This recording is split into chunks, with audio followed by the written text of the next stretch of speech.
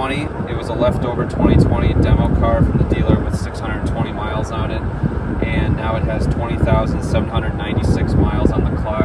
Just got the 20,000 mile service done, and now I just want to kind of go over everything that I've had to fix and everything that maybe I dislike and everything that I really do like about this beautiful luxury sedan. The first thing that went wrong with this car upon delivery at 620 miles when I picked it up was actually just something really minor with the passenger rear door handle here on the driver's side. This cover that goes over, if you have the S-Line package like I have, it's actually a body colored door handle cover, and if you have the non-S-Line, it's a chrome handle. This handle wasn't fully slid forward or fully installed, so there was a gap between the shell or the frame of the door handle and the outer shell here. So I was able to fix that pretty easily just with the service advisor at the dealer. We got that, just pretty much slid it back over forward. I thought it was that something was actually wrong, but no, it just wasn't fully installed. The second thing that has gone wrong over the last 20,800 miles on this A4 is just the clunkiness of the dual clutch S-tronic transmission. This is a 7-speed dual clutch automatic transmission. It's internally set up like a manual with 2 clutches basically, but at low speeds it has a little bit of a clunkiness to it that just doesn't feel quite right sometimes. Downshifts can be a little harsh, and coming to a rolling stop and then taking off, and then the moment that it switches from second to first gear under 5 miles an hour and you hit the gas, the throttle pedal, it lurches forward kind of in an unrefined manner. And this is the 4th model year of the B9 generation, so I'm surprised that Audi hasn't tuned out a lot of that clunkiness by this point. That being said, I know that this is a problem that's inherent to dual clutch automatic transmissions that don't have a torque converter. Some dual clutches have a torque converter like the Acura TLX that smooths out those low speed issues, but then you don't get the efficiency benefits of the dual clutch transmission in city driving. So in order to have the efficiency this car has, which I'll highlight in my top items that I really like about this car, you're going to have to live with some of that clunkiness in the transmission to gain that efficiency. So the transmission mechatronics unit, which is the clutch pack of the system, was actually updated and reset by the dealership, and that has since improved the transmission clunkiness substantially. It's relearned and my driving behaviors and has smoothed itself out over the last 20,000 miles or so. And this was about 2,000 miles ago that the transmission was smoothed out, and since then it's been great.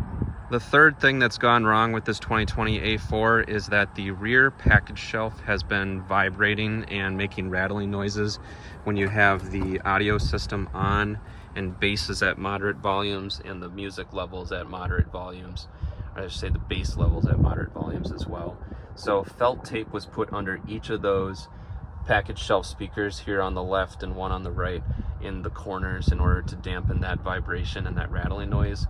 And then in addition, at about 10,000 miles, so the tape was installed only about 1,000 miles ago on the speaker shelves, but about 10,000 miles ago, the rear brake light, or the rear Chimsel center high mount brake lamp, was replaced completely, and so it has kind of a newer, more pliable rubber design that goes against the glass here, where it seals up to the glass at the top of the back window. And that reduced the vibration and the rattling substantially when the bass was higher on the audio system. It still hasn't completely solved it, but the dealer has tried their very best to dampen that bass sound. The fourth thing that's gone wrong with this 2020 Audi A4 is the rear tail lamps mounted to the trunk lid here were actually leaking water into the trunk compartment, into the luggage compartment. So if I open the trunk here, we might be able to see exactly where the water was dripping out. But basically underneath this carpet material here that lines the inside of the trunk lid, water was streaming out of this side on the driver's side and into the passenger or the trunk compartment here onto some luggage when I was dropping off a friend at the airport in the rain.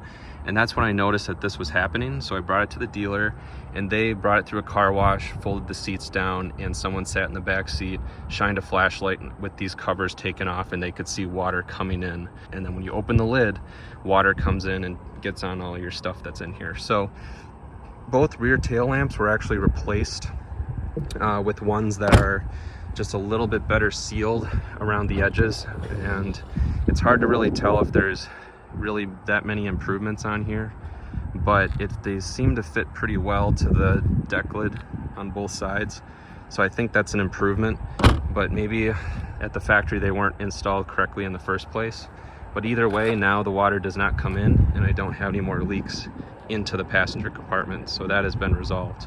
The fifth thing that's gone wrong with this Audi A4 is actually related to the telecommunications module and the communications module. They're bundled as one in this car, and it caused the infotainment system to freeze up, and you wouldn't be able to have the emergency call assist function, which is a button that's up here. I believe it's right here.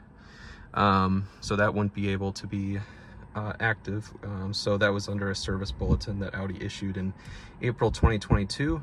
This car, the software update did not actually work with this car, and so they had to replace the telecommunications module, then update it after they installed the new module.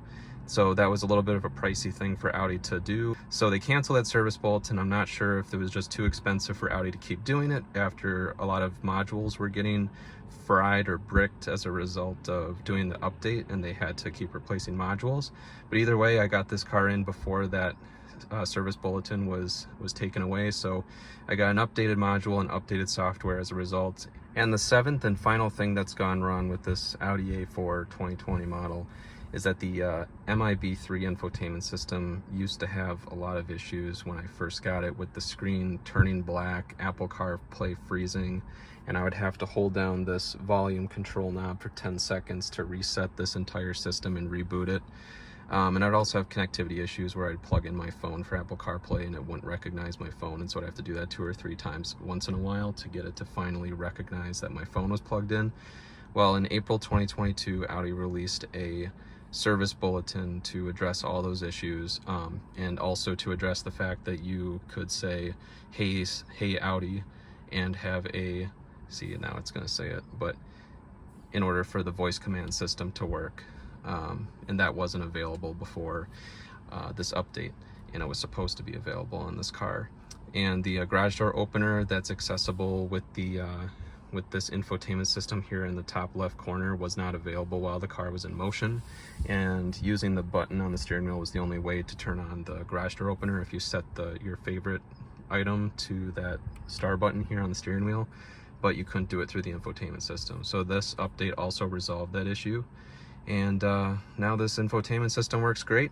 Doesn't have a lot of freezing issues anymore, and it's snappy and quick, and it added this additional third page here that 2021 models had originally, but 2020 models did not, with the tiles here on the third page of the infotainment system. So that's actually really nice, and I'm glad Audi made those updates. So those are the 7 things that have gone wrong with my 2020 Audi A4 over the last 20,800 miles. And the other items that I've done on this car have just included maintenance items. I've done a brake fluid change. That was part of the 2-year, 20,000 mile maintenance. I've done 4 oil changes, one at 620 miles when I bought the car, the dealer did that one at 7,800 miles, and one at 14,600 miles, and one at 20,400 miles. So that's 4 oil changes on this car. I've done an engine air filter replacement, cabin air filter replacement, tire rotation and balance, and I've just monitored the tire pressure to make sure they're at 36 PSI even in cold weather, to get the maximum fuel economy and the best tire wear for all 4 wheels. So the ownership experience has been really great with this car. I've been really happy with it, and I haven't had a lot of things out of pocket other than the tire rotation, since the oil changes and maintenance have been covered under the Audi Care maintenance plan through 40,000 miles. So that kind of brings me to a few things I really like about the car, and that would be, first of all, the power. The power is excellent. This accelerates like a luxury car.